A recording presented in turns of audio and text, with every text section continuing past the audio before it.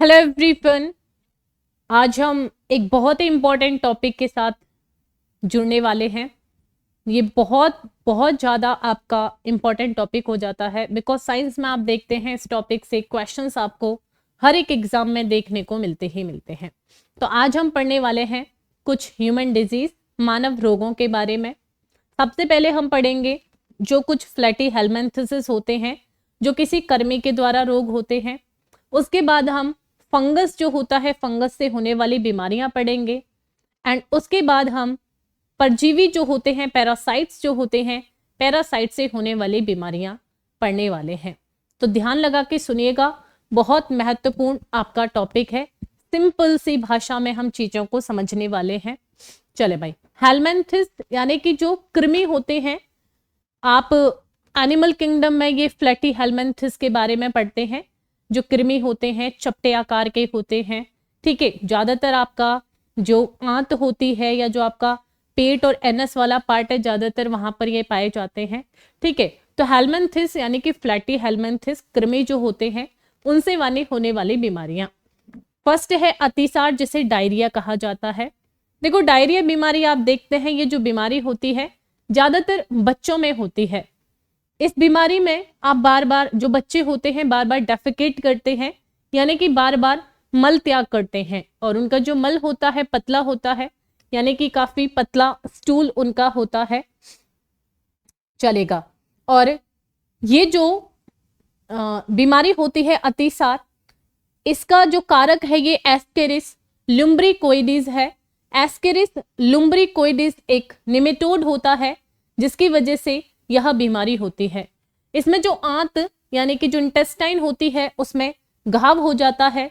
और जो प्रोटीन पचाने वाला एंजाइम है ट्रिप्सिन, वो लगभग नष्ट हो जाता है। तो पहली जो बीमारी है हेलमिंथिस, किसी कृमि की वजह से, यह है अतिसार। दूसरी है फाइलेरिया। फाइलेरिया जो बीमारी है, यह फाइलेरिया ब्रोंकोफ्टाई नामक के कृमि से होता है। इसका जो संचारण है, इस बीमारी का संचारण ये क्यूलेक्स मच्छर के द्वारा होता है। इस रोग में पैर होते हैं, आपकी टेस्टिस जो होती है, तथा अन्य जो शरीर के पार्ट्स होते हैं, उनमें स्वेलिंग, सूजन देखने को मिलती है। इस रोग को एलिफेंट फुट के नाम से भी जाना जाता है, यानी कि हाथ पैर आपके सूज जाते हैं, मोटे हो जाते हैं, हाथी के जैसे दिखते हैं। तो इसलिए इस बीमारी को हाथी पांव के नाम से भी जाना जाता है, फाइलेरिया को। चलो नेक्स्ट जो हम पढ़ेंगे ये है फफूंद, यानी कि फंगस से होने वाले रोग। सबसे पहला है जिसे आप एस्मा यानी कि दमा बोलते हैं। दमा, दमा, ठीक है, जो कि फेफड़ों से रिलेटेड बीमारी है। इसमें जो आपके फेफड़े हैं उनके ऊपर एक जालीनुमा संरचना बन जाती है, जिससे आपको सांस लेने में प्रॉब्लम होती है। और जिस फंगस की वजह से ये बीमारी होती है, उसका नाम है एस्परजिलस फ्यूमिगेटस। तो एस्परजिलस फ्यूमिगेटस जो फंगस है, ये हमारे फेफड़ों पे एक जालीनुमा संरचना बना लेता है, जिससे लोगों को सांस लेने में प्रॉब्लम होती है। तो इससे प्रभावित जो अंग है, दमा से प्रभावित जो अंग है, ये हमारे लंग्स, फेफड़े होते हैं। नेक्स्ट है एथलीट फुट। वो एलिफेंट फुट मैंने बताई है, और ये है एथलीट फुट, जो कि एक फंगस से ही होने वाली बीमारी है। इसमें आप देखते हैं किसी किसी व्यक्ति के हाथ पैरों में या स्किन पर इतने क्रैक्स होते हैं, बुरी तरह से उनकी जो त्वचा है वह फट जाती है। तो ये बीमारी एथलीट फुट होती है। टीनिया पेडिस नामक एक फंगस है, जिसकी वजह से यह बीमारी फैलती है। इसके बाद होता है स्केबिस। आप बहुत सारे नहीं, आजकल ये बीमारी ज्यादातर देखने को मिल रही है। आप देखते हैं कुछ लोगों के शरीर पर सफेद सफेद दाग से देखने को मिलते हैं, आईज पर, आंखों पर, ठीक है, हाथों पर देखने को मिलते हैं। किसी किसी की पूरी बॉडी पर आपको दाग देखने को मिलते हैं, व्हाइट से दाग, ठीक है। तो इस बीमारी को खाज स्केबिस कहा जाता है। एक्रोस स्केबिस नामक एक फंगस होता है, जिसकी वजह से यह बीमारी होती है। इसमें खुजली का अनुभव भी होता है रोगी को। नेक्स्ट है बाल्डनेस, गंजापन जो होता है। एक गंजापन होता है भाई, हेयर फॉल, धीरे धीरे हेयर फॉल आपका हो रहा है, उसके अनेक रीजन हो सकते हैं। एक गंजापन होता है कि व्यक्ति के कम उम्र में ही बिल्कुल बाल उड़ जाते हैं, बिल्कुल सब ग्रोथ का कोई उसमें फिर आगे दिखता ही नहीं है, ग्रोथ बिल्कुल होती ही नहीं है, बिल्कुल सपाट सी चांद हो जाती है। गंजापन जो बीमारी है ये भी एक फंगस से होने वाली बीमारी है, टीनिया कैपिटिस फंगस होता है जिसकी वजह से गंजापन बीमारी होती है।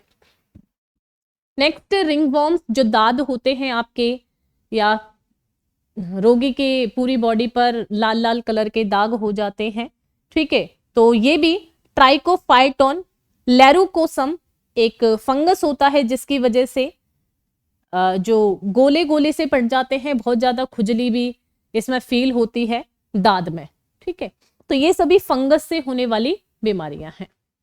अब बढ़ते हैं प्रोटोजोआ, ठीक है, परजीवी से होने वाली जो बीमारियां होती हैं। सबसे पहला है मलेरिया। मलेरिया परजीवी से होने वाली बीमारी है। मलेरिया में जो प्रभावित अंग है ये तिल्ली और आरबीसीज होती हैं। प्लाज्मोडियम परजीवी की वजह से यह बीमारी होती है। इसके जो वाहक हैं ये मादा एनोफ्लीस मच्छर होता है। इसमें भाई ठंड के साथ तेज बुखार का अनुभव रोगी को होता है। नेक्स्ट है पायरिया। आप कुछ लोगों को देखते हैं, कुछ लोगों के जो दांत हैं उनसे ब्लड जाता रहता है, अगर आप उनके पास बैठते हैं तो मुंह से बहुत ज्यादा स्मेल भी आती है, ये पायरिया रोग होता है। पायरिया रोग जो इससे प्रभावित अंग रहेगा, मसूड़े रहेंगे, आपके गम्स रहते हैं। एंटी अमीबा जिंजिविलिस परजीवी की वजह से यह बीमारी होती है। मसूड़ों में रक्त अभी आपको बताया। एक होती है स्लीपिंग सिकनेस, सोने की बीमारी। इसमें व्यक्ति को बहुत ज्यादा नींद आती है और फीवर रहता है। प्रभावित जो अंग होता है ब्रेन, मस्तिष्क होता है। ट्रेपोनोसोमा परजीवी होता है जिसकी वजह से यह बीमारी होती है। और इसके जो करियर्स होते हैं, वाहक जो होते हैं, यह सीसी मक्खी होती है। सीसी मक्खी की वजह से ये बीमारी होती है। नेक्स्ट है भाई लूज मोशन डिसेंट्री या फिर जिसे पेचिस कह देते हैं। इसमें आपको श्लेष्मा तथा खून के साथ दस्त जाते हैं। इंटेस्टाइन हमारी जो आंत है, आंत इसका प्रभावित ऑर्गन है। एंट अमीबा हिस्टोलिटी का परजीवी है जिसकी वजह से यह बीमारी होती है। अगला होता है काला जार। इससे अफेक्टेड जो ऑर्गन है ये हमारा बोन मैरो, अस्थि मज्जा होता है। लिशमैनिया डोनावानी परजीवी की वजह से यह बीमारी होती है। और इसकी जो वाहक है यह बालू मक्खी होती है, सैंड फ्लाइज होती है। इसमें भी तेज बुखार का अनुभव होता है। तो आज हमने प्लेटीहेल्मिंथिस, प्रोटोजोआ फंगस से होने वाली बीमारियां पढ़ी हैं। नेक्स्ट पार्ट में हम बैक्टीरिया तथा वायरस से होने वाली बीमारियां कवर करेंगे। Thank you so much.